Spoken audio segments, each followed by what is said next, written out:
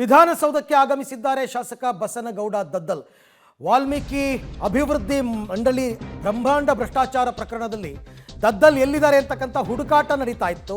ಆದರೆ ಅಧಿವೇಶನದಲ್ಲಿ ಭಾಗಿಯಾಗೋದಕ್ಕೆ ಬಂದಿದ್ದಾರೆ ದದ್ದಲ್. ಮಾತನಾಡಿದ್ದಾರೆ ಮಾಧ್ಯಮಗಳಿಗೆ. ನನಗೆ ಇಡಿ ನೋಟಿಸ್ ಕೊಟ್ಟಿಲ್ಲ, ನಾನು ಅಸೆಂಬ್ಲಿಗೆ ಹೋಗ್ತಾ ಇದ್ದೀನಿ, ಶಾಸಕನಾಗಿ ನಾನು ಅಧಿವೇಶನದಲ್ಲಿ ಭಾಗಿಯಾಗ್ತಾ ಇದ್ದೀನಿ, ನಾನು ಹೆಚ್ಚೇನೂ ಹೇಳಲ್ಲ ಅಂತ ಈಗ ದದ್ದಲ್ ಅವರು ರಿಯಾಕ್ಟ್ ಮಾಡಿದ್ದಾರೆ. ನನಗೆ ಇಡಿ ಆಗಲಿ SIT ಆಗಲಿ ನೋಟಿಸ್ ಕೊಟ್ಟಿಲ್ಲ, ಎಲ್ಲ ವಿಚಾರಗಳು ಕೂಡ ಮುಗಿದಿದೆ ಅಂತ ವಾಲ್ಮೀಕಿ ನಿಗಮದ ಅಧ್ಯಕ್ಷ ದದ್ದಲ್ ಅವರು ಹೇಳಿಕೆಯನ್ನು ಕೊಟ್ಟಿದ್ದಾರೆ. ಅಧಿವೇಶನದಲ್ಲಿ ಭಾಗಿಯಾಗೋದಕ್ಕೆ ಬಂದಿದ್ದಾರೆ ದದ್ದಲ್. ನನಗೆ ಇಡಿ ನೋಟಿಸ್ ಕೊಟ್ಟಿಲ್ಲ. ನಮ್ಮ ಮಾಹಿತಿ ಪ್ರಕಾರ ಇವತ್ತು 11 ಗಂಟೆಗೆ ಅವರು ವಿಚಾರಣೆಗೆ ಹಾಜರಾಗಬೇಕು. ನೋಟಿಸ್ ಕೊಟ್ಟಿದ್ದಾರೆ, ಬಟ್ ಅವ್ರು ಕೊಟ್ಟಿಲ್ಲ ಅಂತ ಹೇಳ್ತಾ ಇದ್ದಾರೆ.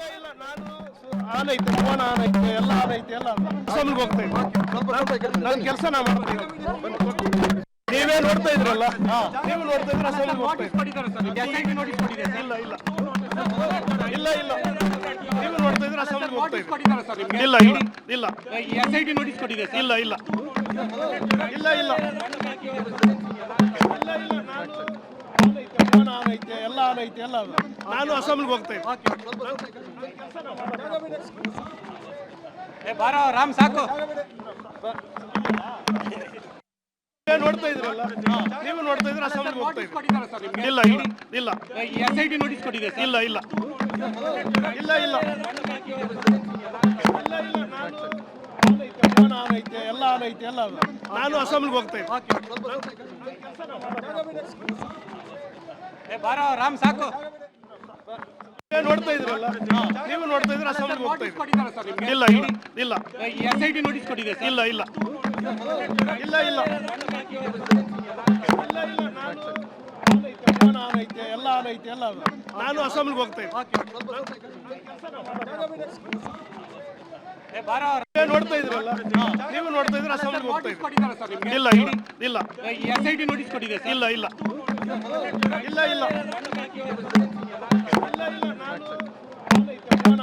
ಎಲ್ಲ ಐತೆ ಎಲ್ಲ ನಾನು ಅಸೆಂಬ್ಲಿಗೆ ಹೋಗ್ತಾ ಇದ್ದೀನಿ. ರಾಮ್ ಸಾಕು ನೋಡ್ತಾ ಇದ್ರಲ್ಲ, ನೀವು ನೋಡ್ತಾ ಇದ್ರೆ ಅಸೆಂಬ್ಲಿಗೆ ಹೋಗ್ತಾ ಇದ್ದೀರಾ? ಇಲ್ಲ ಇಲ್ಲ ಇಲ್ಲ SIT ನೋಟಿಸ್ ಕೊಟ್ಟಿದೆ. ಇಲ್ಲ ಇಲ್ಲ ಇಲ್ಲ ಇಲ್ಲ ಎಲ್ಲ ಐತೆ ಎಲ್ಲ ನಾನು ಅಸೆಂಬ್ಲಿಗೆ ಹೋಗ್ತಾ ಇದ್ದೀನಿ. ನನಗೆ ಇಡಿ ಆಗಲಿ SIT ಆಗಲಿ ಯಾವುದೇ ನೋಟಿಸ್ ಕೊಟ್ಟಿಲ್ಲ, ನಾನಿವಾಗ ಅಸೆಂಬ್ಲಿಗೆ ಹೋಗ್ತಾ ಇದ್ದೀನಿ. ಅಂದರೆ ಇವತ್ತು ಯಾವ ವಿಚಾರಣೆಗೂ ಕೂಡ ನಾನು ಹಾಜರಾಗಲ್ಲ ಅಂತ. ನೋಟಿಸ್ ಕೊಟ್ಟಿದ್ರೆ ತಾನೇ ಹಾಜರಾಗೋದಕ್ಕೆ, ನನಗೆ ಯಾರೂ ನೋಟಿಸ್ ಕೊಟ್ಟಿಲ್ಲ. ಹಾಗಾಗಿ ನಾನು ಇವತ್ತು ಅಧಿವೇಶನದಲ್ಲಿ ಪಾಲ್ಗೊಳ್ತಾ ಇದ್ದೀನಿ. ಇಡಿಯಿಂದಾಗಲಿ SIT ಇಂದಾಗಲಿ ನನಗೆ ಯಾವುದೇ ನೋಟಿಸ್ ಬಂದಿಲ್ಲ. ವಿಚಾರಣೆ ಎಲ್ಲ ಮುಗಿದಿದೆ ಅಂತ ಹೇಳ್ತಾ ಇದ್ದಾರೆ ಅವರು. ಎಲ್ಲ ವಿಚಾರಣೆಯೂ ಮುಕ್ತಾಯವಾಗಿದೆ ಅಂತ. ಬಟ್ ಇವತ್ತು 11 ಗಂಟೆಗೆ ಹಾಜರಾಗೋದಕ್ಕೆ ವಾಟ್ಸಪ್ ಮುಖಾಂತರ ಇಡಿ ನೋಟಿಸ್ ಕೊಟ್ಟಿದೆ ಅಂತಕ್ಕಂಥ ಮಾಹಿತಿ ಇದೆ. ಅದನ್ನು ಅವರು ನೋಟಿಸ್ ಅಂತ ಪರಿಗಣಿಸಿದ್ದಾರಾ ಇಲ್ವಾ ಅಂತಕ್ಕಂಥದ್ದು ಕೂಡ ಗೊತ್ತಿಲ್ಲ. ಆದರೆ ಇಡಿ ಅಧಿಕಾರಿಗಳು ಮಾತ್ರ ಈಗ ಸೆಷನ್ ಆರಂಭ ಆಗಿರೋದ್ರಿಂದ ದದ್ದಲ್ ಅವ್ರಿಗೊಂದು ಧೈರ್ಯ ಏನು ಅಂತಂದರೆ, ಸಾಮಾನ್ಯವಾಗಿ ಇಂಥ ಸಂದರ್ಭಗಳಲ್ಲಿ ನಾವು ಯಾವಾಗಲೂ ಕೂಡ ಸ್ಪೀಕರ್ ಅವರ ಪರ್ಮಿಷನ್ ತಗೋಬೇಕಾಗುತ್ತೆ ಜನಪ್ರತಿನಿಧಿಯೊಬ್ಬರನ್ನ ಅರೆಸ್ಟ್ ಮಾಡಬೇಕಾದ್ರೆ. ಹಾಗಾಗಿ ಸ್ಪೀಕರ್ ಅನುಮತಿ ಕೊಡಬಹುದು, ಕೊಡದಿರಬಹುದು, ಏನು ಬೇಕಾದರೂ ಆಗಬಹುದು. ಹಾಗಾಗಿ ಅವರು ಧೈರ್ಯವಾಗಿ ಇವತ್ತು ಅಧಿವೇಶನಕ್ಕೆ ಬಂದಿದ್ದಾರೆ ಅಂತ ಅನ್ನಿಸ್ತಾ ಇದೆ. ಈ ಸಂದರ್ಭದಲ್ಲಿ ಇಡಿ ಅವರು ವಶಕ್ಕೆ ಪಡೆಯೋದಕ್ಕೆ ಬರಲ್ಲ, ಅರೆಸ್ಟ್ ಮಾಡೋದಕ್ಕೆ ಬರಲ್ಲ. ಆ ಕಾರಣದಿಂದ ಅವರು ಅಧಿವೇಶನದಲ್ಲಿ ಪಾಲ್ಗೊಳ್ಳೋದಕ್ಕೆ ಬಂದಿದ್ದಾರೆ ಅಂತಕ್ಕಂಥ ಮಾಹಿತಿ. ಬಟ್ ಕಳೆದ 4-5 ದಿವಸಗಳಿಂದಲೂ ಕೂಡ ದದ್ದಲ್ ಅವರು ಕಾಣ್ತಾನೆ ಇರಲಿಲ್ಲ ಎಲ್ಲುವೆ. ಫೋನ್ ಸ್ವಿಚ್ ಆಫ್ ಮಾಡ್ಕೊಂಡಿದ್ದರು, ಯಾರ ಫೋನ್ ಕರೆಯನ್ನು ಸ್ವೀಕರಿಸ್ತಾ ಇರಲಿಲ್ಲ ಕೆಲವು ಹೊತ್ತು. ನಿನ್ನೆ ಏನೋ ರಾಯಚೂರಿಗೆ ಹೋಗಿದ್ದರು, ರಾಯಚೂರಿನಲ್ಲಿ ಆಪ್ತರನ್ನ ಭೇಟಿಯಾಗಿದ್ದಾರೆ, ಮತ್ತೆ ವಾಪಸ್ ಅವರು ಬೆಂಗಳೂರಿಗೆ ಬಂದಿದ್ದಾರೆ. ಹಾಗಾಗಿ ಇವತ್ತು ಅವರು ವಿಧಾನಸೌಧಕ್ಕೆ ಬಂದಂತಹ ಸಂದರ್ಭದಲ್ಲಿ ಮಾಧ್ಯಮಗಳ ಜೊತೆ ಮಾತನಾಡಿದ್ದಾರೆ. ನನಗೆ ಯಾವ ನೋಟಿಸ್ ಕೂಡ ಸರ್ವಾಗಿಲ್ಲ ಅಂತಾರೆ. ಸೌಧಕ್ಕೆ ಈಗಾಗಲೇ ದದ್ದಲ್ ಅವರು ಆಗಮಿಸಿದ್ದಾರೆ. ಸರ್ ಈಗ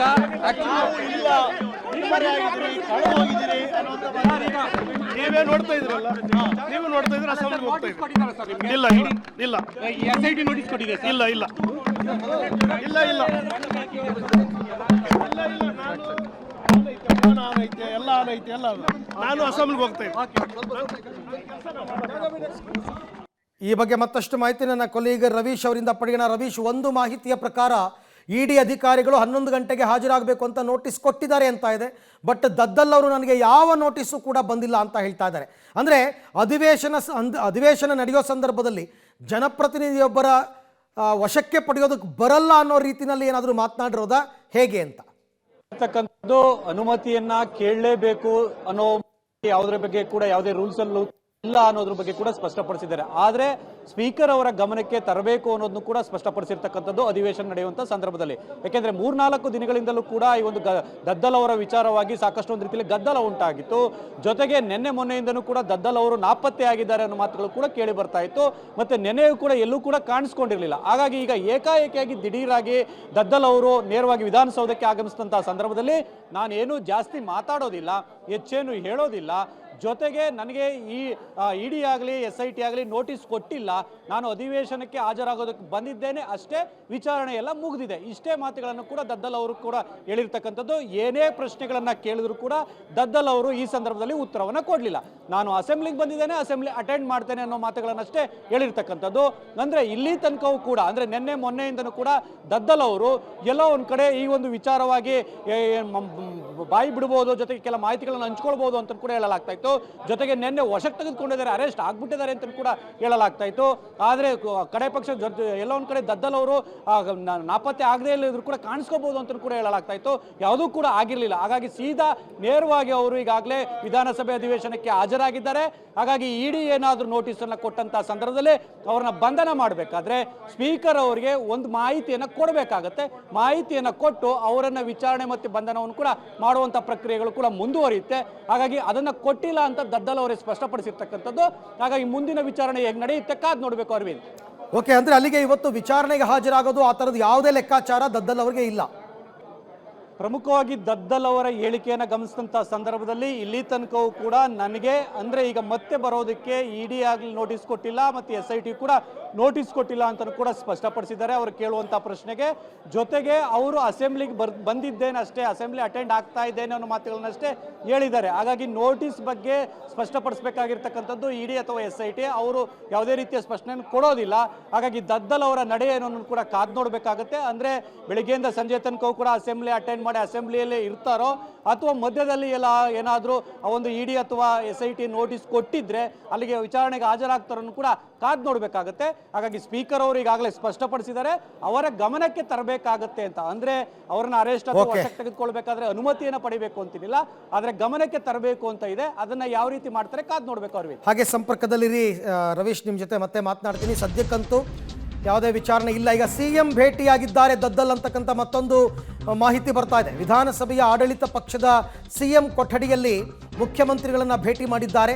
ನಾನೇನೂ ತಪ್ಪು ಮಾಡಿಲ್ಲ ಅಂತ CMಗೆ ದದ್ದಲ್ ಅವರು ಹೇಳಿದ್ದಾರೆ.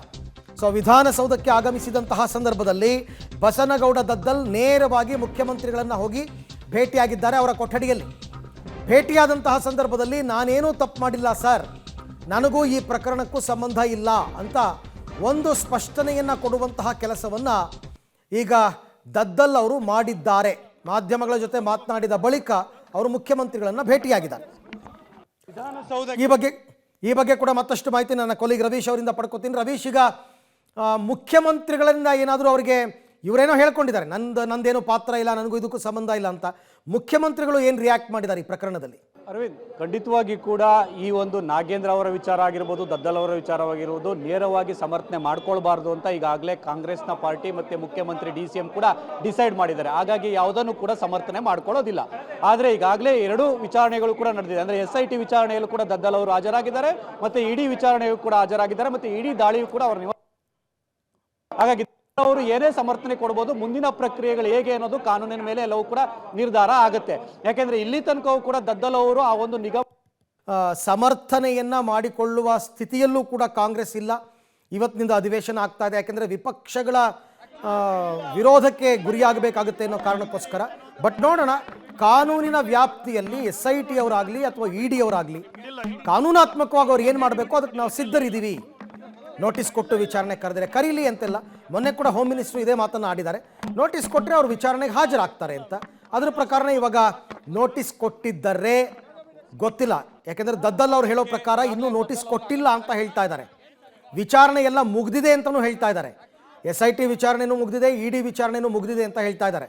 ಜೊತೆಗೆ ED ರೇಡ್ ಕೂಡ ಆಗಿತ್ತು ಅವರ ಯಲಹಂಕ ನಿವಾಸ, ರಾಯಚೂರಿನ ನಿವಾಸ ಎಲ್ಲ ಕಡೆ. ಹಾಗಾಗಿ ಎಲ್ಲ ಮುಗಿದಿದೆ ಅಂತ ಇವ್ರು ಹೇಳ್ತಾ ಇರೋದು. ಬಟ್ ಇವತ್ತು ಇಡೀ ದಿನ ಅವರು ಸೆಷನ್ನಲ್ಲೇ ಇರ್ತಾರಾ ಅಥವಾ ಮಧ್ಯದಲ್ಲಿ ಏನಾದರೂ ಅವರು ವಿಚಾರಣೆಗೆ ಅಂತ ಹೋಗ್ತಾರಾ? ಯಾಕಂದರೆ ಸದ್ಯಕ್ಕೇನೋ ಮಾಧ್ಯಮದವ್ರಿಗೆ ನೋಟಿಸ್ ಬಂದಿಲ್ಲ ಅಂತ ಹೇಳಿದ್ದಾರೆ. ಬಂದಿರಬಹುದು. ವಾಟ್ಸಪ್ನಲ್ಲಿ ನಿಮಗೆ ನೋಟಿಸ್ ಕಳಿಸಿದ್ರು ಕೂಡ ಅದು ನೋಟಿಸ್ ಅಂತಲೇ ಕನ್ಸಿಡರ್ ಆಗುತ್ತೆ. ಹಾಗಾಗಿ ವಿಚಾರಣೆಗೆ ಹೋಗ್ತಾರಾ ಇಲ್ವಾ ಅಂತಕ್ಕಂಥದ್ದನ್ನು ನೋಡಬೇಕು. ಸೌಧಕ್ಕೆ ಈಗಾಗಲೇ ದದ್ದಲ್ ಅವರು ಆಗಮಿಸಿದ್ದಾರೆ. ಸರ್ ಈಗ ಏನ್ ಸರ್ ಈಗ ಆಕ್ಚುಲಿ ಸರ್ ಈಗ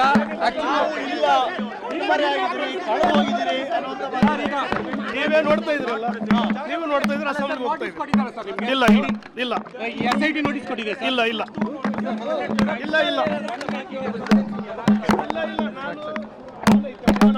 ಎಲ್ಲ ಆನೈತೆ ಎಲ್ಲ ನಾನು ಅಸೆಂಬ್ಲಿಗೆ ಹೋಗ್ತಾ ಇದ್ದೀನಿ.